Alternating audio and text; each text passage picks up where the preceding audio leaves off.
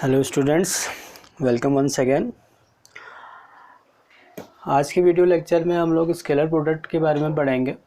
Previous video में मैंने vectors के बेसिक कॉन्सेप्ट आपको बताए थे, क्या वेक्टर्स होते हैं, क्या स्केलर होता है, कैसे हम लोग पोजीशन वेक्टर फाइंड करते हैं। Section formula, mid point formula पर भी हमने डिस्कस किया था।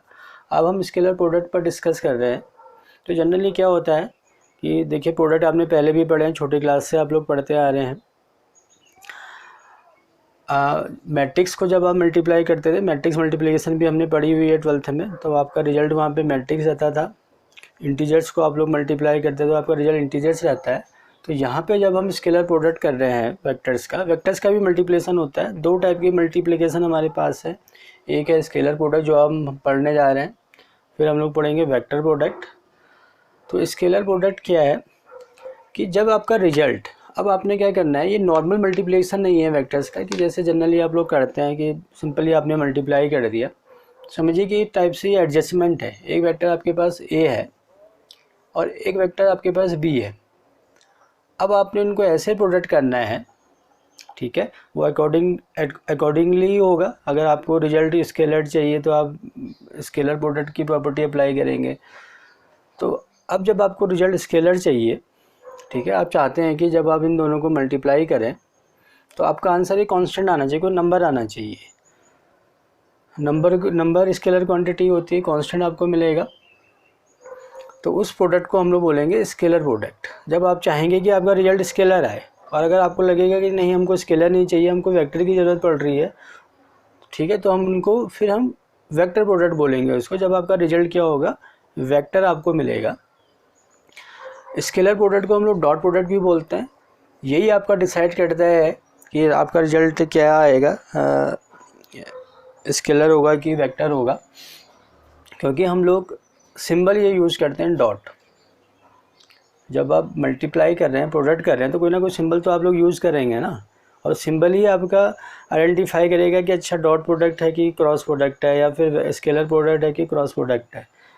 डॉट इसलिए बोले क्योंकि हम मल्टीप्लाई में यहाँ पे डॉट का यूज़ करते हैं, ए डॉट बी हमको रीड करते हैं। स्केलर प्रोडक्ट इसलिए बोल रहे हैं कि जब हम इस डॉट का यूज़ करेंगे तो जो भी आपको यहाँ पे आंसर मिलेगा वो क्या होगा, एक स्केलर क्वांटिटी होगी, एक कांस्टेंट नंबर आपको मिल जाएगा। फिर हम क्रॉस प्रोडक्ट पढ़ेंगे। क्रॉस, तो सिंबल जो यूज़ करते हैं वो क्रॉस होता है, यहाँ पे डॉट यूज़ होता है, वो हम बाद में डिस्कस करेंगे। आज का जो अभी का जो हमारा टॉपिक है वो है स्केलर प्रोडक्ट। तो इसकी डेफिनेशन पर अब हम लोग आ जाते हैं। तो क्या इसकी डेफिनेशन है, देखिए, let A vector comma B vector are two non zero vectors dot product of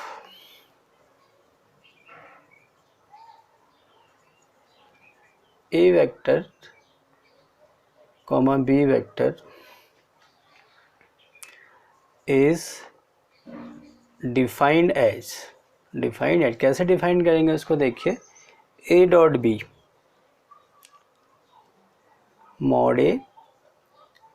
mod B cos theta.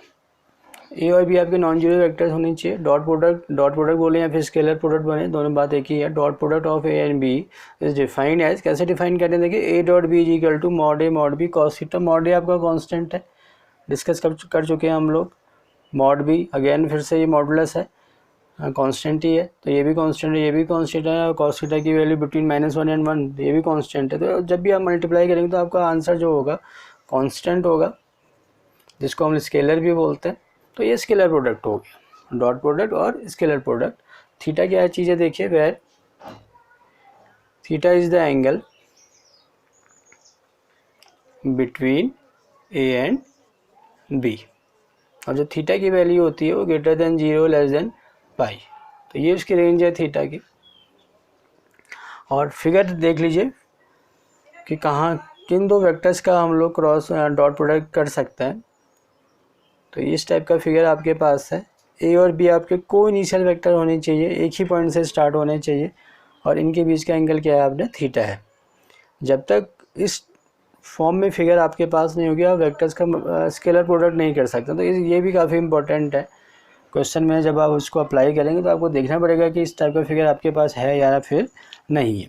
तो ये तो आपका स्केलर प्रोडक्ट हो गया, सिंपल सा इसका डेफिनेशन है। अब हम इसको इसके ऑब्जर्वेशन पर आते हैं कि क्या क्या इसके ऑब्जर्वेशंस होंगे। देखिए तो ये चीज़ तो हम डिस्कस कर ही चुके हैं कि जो आपका रिजल्ट है वो क्या है, आपके पास एक कांस्टेंट है, स्केलर है, और वो जो भी कांस्टेंट होगा या फिर नंबर आपको मिलेगा, स्केलर जो आपको मिलेगा वो रियल नंबर होना चाहिए। पहला ऑब्जर्वेशन हमारे पास है। सेकंड ऑब्जर्वेशन जो इसका है,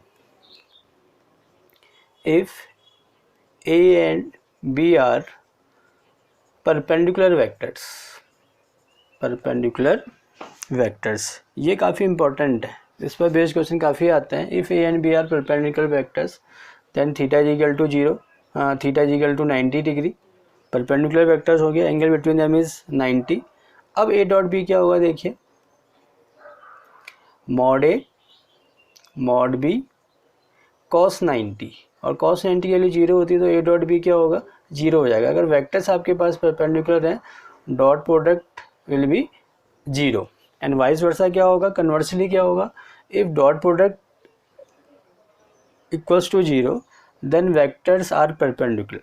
ठीक है, मोस्टली कंडीशन में क्या होगा कि अगर ये डॉट प्रोडक्ट आपका 0 है तो आपके वेक्टर्स परपेंडिकुलर होंगे, वेक्टर्स परपेंडिकुलर है तो डॉट प्रोडक्ट क्या होगा, 0 होगा। ये काफ़ी इंपॉर्टेंट रिजल्ट है। मोस्टली मैं इसलिए बोल रहा हूँ कि देखिए अगर डॉट प्रोडक्ट 0 है तो ज़रूरी नहीं कि हर एक केस पे वो 90 डिग्री ही आए। अगर ए की वैल्यू 0 हो जाएगी, हमने डेफिनेशन में लिखा है कि A and B are non zero vectors, अगर ये 0 वैक्टर है, ए डॉट बी में से कोई एक 0 वैक्टर हो जाए तो डॉट प्रोडक्ट ऑब्वियस है कि 0 आ जाएगा। ठीक, तो वहाँ पे परपेंडिकुलर वैक्टर्स नहीं होंगे। तो लगेगा अभी कभी डॉट प्रोडक्ट आपका 0 है और वैक्टर्स नॉन जीरो हैं, तो फिर वो कब पॉसिबल होगा, जब वो क्या होंगे, परपेंडिकुलर होंगे। वेक्टर्स परपेंडिकुलर हैं, डॉट प्रोडक्ट 0 होगा, डॉट प्रोडक्ट 0 है तो वेक्टर्स क्या होंगे, परपेंडिकुलर हो सकते हैं।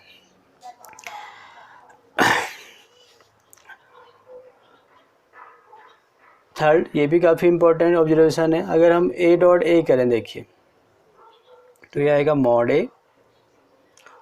ए कॉस, अब क्या होगा, वेक्टर का एक वेक्टर ये ए है तो इसका डॉट प्रोडक्ट आप इसी के साथ कर रहे हैं, यानी कि एक और वेक्टर ए ही है जो इसी डायरेक्शन में, तो angle between them is will be 0, तो वो वेक्टर आपका क्या होगा, इनके बीच का वेक्टर 0 हो जाएगा।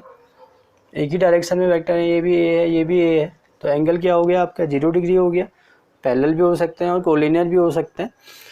तो कॉस 0 मॉड ए स्क्वायर, तो ए डॉट ए की वैल्यू किसके इक्वल होती है, मॉड ए स्क्वायर के इक्वल होती है। ये भी काफ़ी इंपॉर्टेंट रिजल्ट है, क्वेश्चन में काफ़ी यूज होता है, ये भी काफ़ी यूज होगा। स्टार मार्क मैंने इसलिए कर दिया है इसको। आगे देखते हैं, देखिए fourth observation, I dot I की वैल्यू क्या होगी। फिर से अगेन यही वाला केस है, आई आपको मालूम है कि यूनिट वेक्टर है, इसी का यूज करते हैं। तो mod i whole square, mod i unit vector का मॉड 1 होता है, आपको मालूम है, तो 1 हो गया। आई डॉट आई की वैल्यू कितनी की, 1 होगी। जे डॉट जे कितना होगा, ये भी 1 होगा। के डॉट के कितना होगा, ये भी 1 हो जाएगा। तो i dot I, J dot J, के डॉट के इक्वल्स टू 1। फिफ्थ, अगर आपको कहीं पर आई डॉट जे करना है, देखिए तो अब आई एक्स एक्सिस की डायरेक्शन का यूनिट वेक्टर है, जे वाई एक्सिस की डायरेक्शन का यूनिट वेक्टर है, दोनों परपेंडिकुलर वेक्टर हैं। तो ये कंडीशन अभी हमने पढ़ी हुई है, A dot B equals to 0, तो i dot j equals to 0, j dot k dot i, तो इन सब की वैल्यू क्या होंगी, 0 वेक्टर हो जाएगी। फिर 6 कंडीशन देखिए, अब जो हमने पढ़ लिया है इसमें आई डॉट आई की वैल्यू आपके पास आ गई, जे आई डॉट जे भी आपके पास है। अब कभी क्या होगा कि मैं क्वेश्चन के अकॉर्डिंग आपको बता रहा हूँ कि क्वेश्चन में हमने कैसे इसको अप्लाई करना है।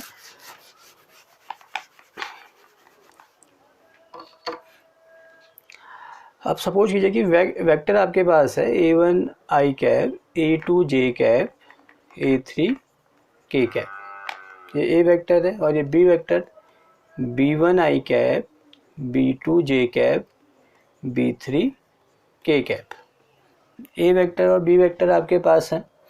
अब आपका उनको डॉट, आपने क्या करना है, इनका डॉट प्रोडक्ट करना है, और एंगल नहीं है। अभी हमने डेफिनेशन में है कि अगर angle between them is theta, तो A dot B mod B cos theta हो जाएगा। तो मॉड ए आप निकाल सकते हैं, मॉड बी भी निकाल सकते हैं। अब एंगल तो गिवन ही नहीं है, तो आप डॉट प्रोडक्ट कैसे करेंगे? तो इस वाले केस में देखिए, जब आपके पास एंगल नहीं है, वेक्टर्स ही खाली है, तो सबसे पहले आप क्या करेंगे, ए डॉट बी निकालेंगे। कैसे निकलेगा? अब हम डॉट प्रोडक्ट करेंगे। ये ध्यान रखिए कि आई का डॉट प्रोडक्ट आई के साथ ही होगा, A1 B1। आई डॉट जे 0 हो जाएगा, आई डॉट के भी 0 हो जाएगा। ऐसे जे डॉट आई 0 हो जाएगा, जे डॉट जे। तो आपने ये याद रखना कि आई के साथ, जे के साथ, के के साथ। यही आपने क्या करना है, डॉट प्रोडक्ट में इनको मल्टीप्लाई करना है। तो आई डॉट आई तो 1 हो गया, वो यहाँ पे लिखेंगे नहीं, तो A1 B1 आ गया, A2 B2 plus A3 B3। ए डॉट बी, अब इसको थोड़ा और एक्सटेंड करते हैं। अब डॉट प्रोडक्ट आपने फाइंड के लिए एक और तरीका आपके पास हो गया, mod A mod B cos theta. तो ये A1 B1 A2 B2 A3 B3। अब अगर आपको कभी एंगल फाइंड करने के लिए बोलेगा तो ये आएगा A1 B1 A2 B2 A3 B3 upon mod A A1 square plus A2 square plus A3 square, और यहाँ पे आ जाएगा B1 square B2 square plus B3 square. तो एक और ये फॉर्मूला आपका आ गया, जो काफ़ी इंपॉर्टेंट फॉर्मूला है डॉट प्रोडक्ट में। एंगल अगर आपको फाइंड करना तो इस तरीके का आप यूज कर सकते हैं। अब हम एक और इम्पॉर्टेंट चीज़ में आते हैं, प्रोजेक्शन फाइंड करते हैं। इस पर भी बेस्ड क्वेश्चन आपके आते हैं। Projection of A on B. आपने क्या करना है, एक वेक्टर ए का प्रोजेक्शन फाइंड करना है बी पर। Projection of A on B, तो यहाँ से आप परपेंडिकुलर ड्रॉ करेंगे। इसको मैं OAM कह देता हूँ। तो बेसिकली आपने क्या करना है, इस OM को फाइंड करना है, OM। और OM किसके इक्वल आएगा आपका, मॉड ए कॉस थीटा के इक्वल होगा। ये आपने फिजिक्स में भी पढ़ा है, वो हुआ है वर्टिकल कंपोनेंट हॉरिजॉन्टल कंपोनेंट। ये ए है और angle between them is theta है। तो इसका जो वर्टिकल कंपोनेंट होगा उसको हम क्या लिखते हैं, ए कॉस थीटा लिखते हैं। हॉरिजॉन्टल कंपोनेंट को ए साइन थीटा लिखते हैं। तो ये जो प्रोजेक्शन है वो मॉड ए कॉस थीटा है। अब इसकी वैल्यू कैसे आएगी, इसको देख लेते हैं। ये प्रोजेक्शन है, इसको आपने फाइंड करना है। ए डॉट बी, फॉर्मूला भी हमने लिखा है, mod A mod B cos theta. आपने मॉड ए कॉस थीटा लिखा है तो मॉड बी अपॉन में आ जाएगा। तो A dot B upon mod B, ये आपका प्रोजेक्शन हो गया। तो बड़ा सिंपल सा है, प्रोजेक्शन आपने फाइंड कर लिया। और अगर बाई चांस ये प्रोजेक्शन वेक्टर फाइंड करते हैं तो OM तो आपके पास है, यानी कि मॉडुलस आपके पास है। प्रोजेक्शन मतलब कोई आप लेंथ फाइंड कर रहे हैं, ये लेंथ तो आपके पास है। अब ये आपसे कहता है कि प्रोजेक्शन वेक्टर फाइंड करिए। तो जो प्रोजेक्शन वेक्टर होगा, प्रोजेक्शन वेक्टर वो कैसे आएगा देखिए। तो यूनिट वेक्टर निकालेंगे सबसे पहले B cap in the direction of OM। Unit vector आपके पास पता चल गया। अब आपने प्रोजेक्शन वेक्टर फाइंड करना है तो इसके मॉडुलस से आप लोग मल्टीप्लाई कर देंगे। OM मैं लिख देता हूँ यहाँ पे। तो B cap multiply by A dot B mod B. ये सिंपल सा क्या है, मल्टीप्लाई है। यहाँ डॉट का अंदर मल्टीप्लाई आपने किया हुआ है, इसको ऐसे लिख लेते हैं। तो बी कैप मल्टीप्लाई बाई, ये तो कांस्टेंट है, उससे आप मल्टीप्लाई कर देंगे। जैसे अगर ये 5 होगा तो 5 बी कैप हो जाएगा, 6 आएगा तो 6 बी कैप आ जाएगा आपका प्रोजेक्शन वेक्टर। तो ये प्रोजेक्शन भी आपने फाइंड कर लिया और उसके बाद आपने क्या फाइंड कर लिया, प्रोजेक्शन वेक्टर। तो आज के वीडियो में हम लोग इतना देखते हैं। नेक्स्ट वीडियो में अब हम लोग क्रॉस प्रोडक्ट पढ़ेंगे।